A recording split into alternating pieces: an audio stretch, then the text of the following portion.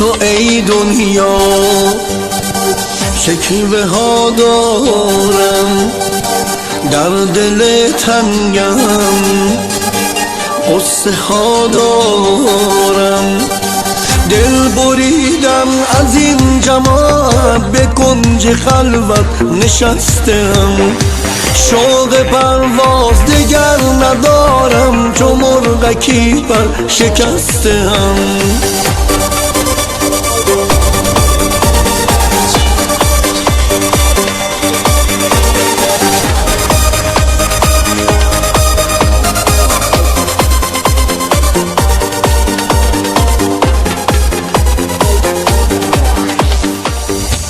خدا شکل های من تار و پود مرا گرفت، بس که منت کشیدم غم وجود مرا گرفت.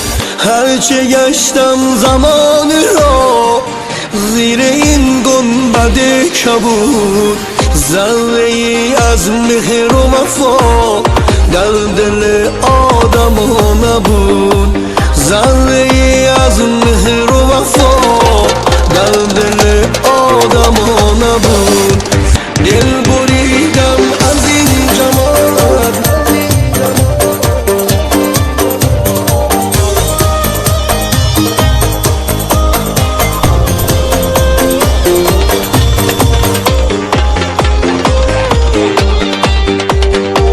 بر تو نفرین ای روزگار که چیده ای بال و پرم.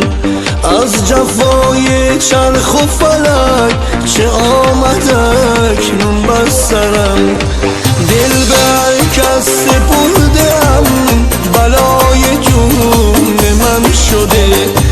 در جواب محبتم تشنه به خون من شده. دل بریدم از این جماعت، به کنج خلوت نشستم. شوق پرواز دگر ندارم، چو مرغکی پر شکستم.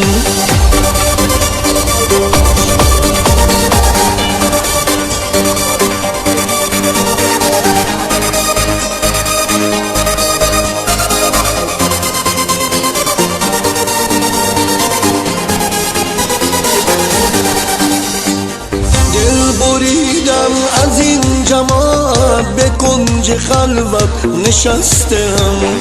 شوق پرواز دگر ندارم، چو مرغکی پر شکستم.